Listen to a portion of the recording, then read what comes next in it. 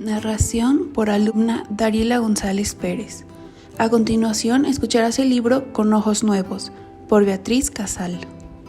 No insistas, niña, ya te dije que voy a quedarme como estoy. Dios quiso que pasara el resto de mi vida sin mirar y así será. Pero viejo, si todo el mundo está pasando por esta operación llamada milagro, fíjate que hasta le han puesto un nombre religioso. Me han dicho que los médicos cubanos son muy buenos y cariñosos, que tratan a los ancianos con mucho amor y además que duele muy poquito lo que tiene que hacerte. Ay, pero mira que eres caprichosa, mujer. No oyes que no quiero saber de eso. Tampoco voy a salir del pueblo. Aquí me voy a morir y que sea como Dios quiere. Es que tengo que darle una respuesta a la doctora Rosalía. Ya ha venido varias veces y me da pena con ella. Se preocupa tanto por nosotros y tú sin querer aprovechar esta suerte. El nuevo gobierno nos da la bendición de atención médica a los campesinos y además nos benefician con esta operación milagros. Facundo se quedó en silencio cuando oyó mencionar la palabra gobierno. Se levantó de la silla y caminó con dificultades hasta el cuarto, cerrando la cortina tras él. No quería que fuese a decir el nombre del presidente y tener que mandarla a callar. La mujer quedó parada en la habitación que servía de cocina y comedor, y moviendo la cabeza con preocupación, volvió a sus quehaceres. Facundo Izquierdo estaba viviendo con su hija en aquel monte, a muchos kilómetros de la ciudad. Cuando fracasó la operación y desertó del ejército, fue a esconderse a aquel rincón del país. Con los años, se había quedado casi ciego, como producto de su padecimiento de cataratas. Cuando llegó al pueblo y su hija lo vio, quedó muy sorprendida del cambio que había dado su padre. Hacía muchísimos años que no sabía nada de él, desde que se marchó de la casa dejándolas solas a ella y a su madre. Luego Julia, la madre, murió y ella se quedó sola, envejeciendo sin hijos y sin marido. El viejo, como le decía su madre a Facundo, no dio muchas explicaciones cuando llegó de repente, y ella, Francisca, era igualita que su madre, una mujer muy noble y sacrificada. Por eso aceptó a su padre de vuelta y lo cuidaba con esmero en aquella casa pobre en la que se habían creado con infinidad de trabajos. Ella había tenido que trabajar cocinándoles a algunos trabajadores del campo, los cuales le pagaban muy poco, pero le permitía sobrevivir. Ya hacía 2 meses que habían comenzado por aquella zona las pesquisas para conocer las personas con dolencias en la vista. La médica cubana que laboraba hace 14 meses en el territorio les había visitado varias veces, pues Francisca le comentó del padecimiento de su padre. Cuando Facundo se enteró de que su hija le había dicho a la doctora que podía ponerlo en la lista para la operación, formó una discusión tremenda y desde ese entonces, cada vez que tocaban esa cuestión, se enfrascaban en un tremendo debate. Y siempre las cosas terminaban igual. Facundo para el cuarto y Francisca a sus quehaceres, sin lograr nada. El anciano recostado en su camastro con los ojos abiertos y fijos, no lograba divisar ni las maderas ni las tejas que cubrían el techo de aquella humilde y deteriorada vivienda. Sus ojos estaban abiertos, pero no a la existencia que le rodeaba, sino al pasado. Un pasado que lo atormentaba hace muchísimos años y que no lograba eliminar de su conciencia, de su pensamiento. Imágenes que pasaban una tras otra por su cerebro y que casi no lo dejaban dormir, ni descansar, ni vivir. Muchas veces resonaban en sus oídos aquellos gritos, aquellas órdenes. Para acá traen al hombre apresado, luego se lo llevarán lejos, hay que hacerlo desaparecer. Eran voces que venían de la jefatura y que él las estaba oyendo. Él era uno de los soldados del golpe del Estado. Él era uno más de los que estaban en contra de cualquier gobierno popular. Sus jefes le habían dicho que aquello era comunismo y él debía luchar contra aquellos que no creían en Dios. Le habían dicho que el comunismo era algo monstruoso por su carácter antirreligioso. También sabía de qué hombre se trataba. Hablaban del comandante, del presidente. Desde las altas esferas militares había descendido la noticia hasta ellos, los que serían responsables de la custodia del hombre. Así se le decía, era mejor que mencionar su nombre. Aquella madrugada no durmió, se sentía nervioso, pero también orgulloso de estar dentro del grupo de los escogidos, para tan honrosa misión. A las 4 de la mañana llegaron con la carga. Se bajaron unos cuantos militares de una furgoneta, custodiando al apresado y enseguida lo metieron bien adentro de aquellas paredes carcelarias. Lo que más recordaba Facundo y que no lo dejaba dormir apenas fue aquella mirada. Sí, porque el hombre había pasado a su lado. Y a pesar de que lo custodiaban por delante, por detrás y por los lados, en aquel preciso momento giró su cabeza hacia la derecha y lo miró. Aquella mirada del hombre fue a parar directamente a sus ojos. Sí, en aquel momento Facundo veía bien. La catarata todavía no había hecho estragos en sus pupilas, por eso pudo observar que el comandante tenía una mirada relajada y firme. Nunca había podido verlo en persona hasta ese momento, y siempre que lo observaba en la televisión, lo hacía imbuido de todos los calificativos nefastos que le inculcaban sus superiores. Pero aquella mirada no parecía ser de un hombre como el que le habían descrito, incrédulo y guerrerista. Aquel hombre tenía una mirada serena, una mirada pacífica, una mirada penetrante, firme, clara. Por mucho tiempo, luego de aquel encuentro y de la deserción, había pensado que su progresiva ceguera había sido un castigo del cielo, por haber pensado mal de otro cristiano. El padre Ramón le había dicho en la misa que los malos pensamientos pueden causar un castigo del cielo, por eso no podía presentarse a aquella famosa operación Milagros. En primer lugar, tenía miedo, temía que lo reconocieran a pesar del tiempo que había transcurrido y de la estratagema que usó para escapar del ejército. Y por otra parte, tenía vergüenza de alcanzar los beneficios de un gobierno que había despreciado, de un presidente al que había ayudado a apresar y al que le había deseado la muerte. No, él no podía permitir que supieran su verdad. Pasaron algunos días y aquella tarde Facundo estaba sentado en la banqueta que siempre ponía en el portón de la entrada.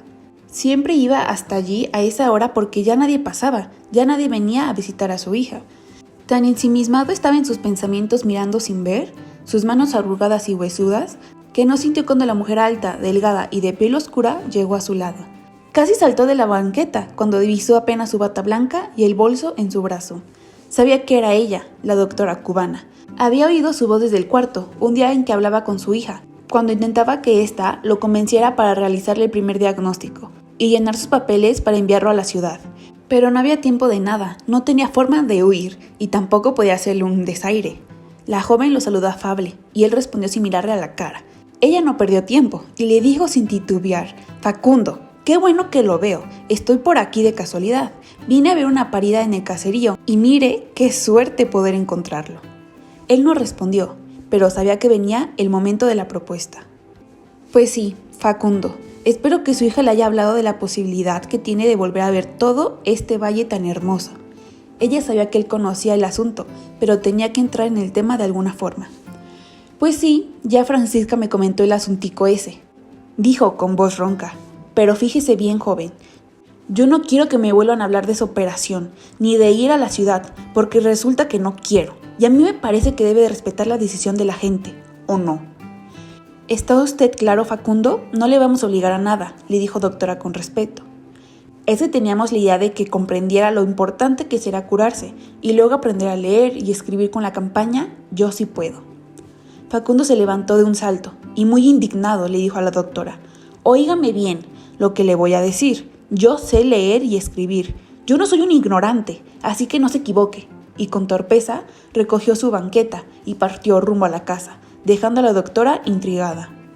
Rosalía vio venir el transporte de la misión médica y se disponía a marcharse, cuando de entre unos arbustos salió un hombre que la detuvo. «Doctora, espere un momento, debo decirle algo». Rosalía le pidió al chofer que le esperara un momento y se acercó al hombre mirándolo con atención. Por su expresión, parecía que tenía algo importante que decirle. «¿Sabe usted quién es ese hombre?», le dijo el desconocido, señalando a Facundo, que ya había entrado en su casa y cerrado la puerta detrás de él. «Pues sí, es Facundo Izquierdo, el padre de Francisca, viven en esa casa», le dijo Rosalía, sabiendo que no era eso lo que le preguntaba el individuo. «Doctora, yo sé por qué ese hombre no quiere recibir los beneficios de nuestro gobierno». La miró y bajando la voz le dijo: «Ese hombre fue uno de nuestros enemigos. Ese fue un militar traidor al presidente. Él piensa que nadie en esta zona lo sabe, pero yo sí lo conozco bien». «¿Usted quiere decir que Facundo es desertor del ejército y por eso no quiere ser operado? ¿Para no verse descubierto?». «Sí, pero además, ese hombre fue uno de los del golpe de estado. Ese hombre es un traidor y un día, cuando Dios me dé valor, con mis propias manos lo ejecutaré». «Por favor, yo le ruego que se mantenga tranquilo. Yo informaré de este caso y estoy segura que será lo que sea preciso. Pero no tome la ley por sus manos, no debe hacerlo. ¿Me comprende?». «Si supiera. Solo el temor a Dios me ha detenido, pero ahora confío en usted. Sé que habrá justicia». Era viernes y la doctora Rosalía estaba en la dirección, frente al jefe de la brigada médica. Debía dar el parte de los casos que habían sido captados para ser operados. El doctor Julio Quevedo leyó la lista. Enseguida le señaló por qué Facundo Izquierdo no estaba entre los que se enviarían. si se había indicado su turno hacía un mes. La doctora Rosalía le abordó el asunto. De ese caso quería hablarle, Julio. Resulta que durante todo este tiempo no hubo forma de convencer a ese anciano de que tenía la posibilidad de curarse. Ni su hija Francisca ni yo habíamos podido convencerlo, y ayer conocí las razones por esa negativa. Rosalía le contó a Julio la historia, y ambos deciden comunicar la situación a la Dirección de Salud, y esta, a su vez, envía un comunicado al gobierno. La noticia llega al despacho del presidente, y el propio jefe de despacho le informa al comandante el caso Facundo. El presidente se queda muy serio y pensativo cuando escucha el relato completo. No hace comentario y le ordena dejar el informe encima del buró de su despacho. El jeep militar se detiene en la carretera. Son apenas 3 hombres. Caminan por la entrada que los dirige a la casa de Facundo Izquierdo. Francisca mira por la ventana y ve venir aquel grupo de hombres y se asusta un poco, pero cuando llegan a la puerta se da cuenta de que todos tienen trajes militares. Enseguida los invita a pasar y les busca acomodo en su humilde sala. Les brinda un poco de agua. El más alto de todos le dice: Francisca, nos han dicho que aquí también vive tu padre, Facundo Izquierdo. Hemos venido con una encomienda, pero necesitamos verlo. ¿Él se encuentra? Facundo no espera que su hija lo busque. Se siente descubierto y caminando con mucha torpeza sale del cuarto. Él sabe que son de la guardia militar del presidente y les dice: aquí estoy. Francisca se quedó mirando a su padre sin comprender nada. Los hombres miran a Facundo y le dicen: puedes recoger algunas cosas y también tú, Francisca. Quizás quieras acompañar a tu padre. Debemos llevarlo a la ciudad. Recorrieron la distancia en silencio. Facundo no cambió ni una sola palabra con su hija y ésta no se atrevió a preguntar nada. Llegaron a una casa en la ciudad y allí bajaron a la familia Izquierdo. La casa era muy espaciosa y tenía varias habitaciones que aparentemente las habían convertido en salas, con varias camas. En algunas se encontraban acostadas algunas personas y había enfermeras y médicos por todas partes. A Facundo y Francisca los llevaron a una habitación donde había 2 camas cómodas. Tenía un baño limpio y les dijeron que podían bañarse y cambiarse de ropa. Facundo se extrañó que no lo hubiesen esposado ni llevado directamente a la cárcel, pero no hizo comentarios. Francisca miró a su padre interrogándolo, pero este no decía nada. Estaba seguro que esa era una estrategia para hacerlo hablar, un método para que él confesara. A las 4 de la tarde tocaron la puerta y Francisca abrió. Facundo estaba sentado en un sillón con la cabeza pegada al pecho. Los médicos lo llevaron junto con otros pacientes hacia el quirófano. 3 horas después, Facundo estaba tomándose una taza de caldo sentado en la cama. Un grupo de médicos entraron en la habitación y le preguntaron al anciano cómo se sentía. Facundo los miró y comenzó a decir con voz entrecortada: yo no merezco lo que hacen por mí porque... Tranquilo, Facundo, le dijo el médico. Sabemos todo lo que va a decir, pero queremos transmitirle un mensaje de parte del presidente. Él sabe que usted fue engañado y que además los beneficios que esta revolución brinda son también para usted. El anciano volvió a recordar aquellos ojos que años atrás lo miraron con serenidad y firmeza, y 2 lágrimas rodaban por sus mejillas. Material utilizado exclusivamente con fines educativos al día 25 de abril del 2022.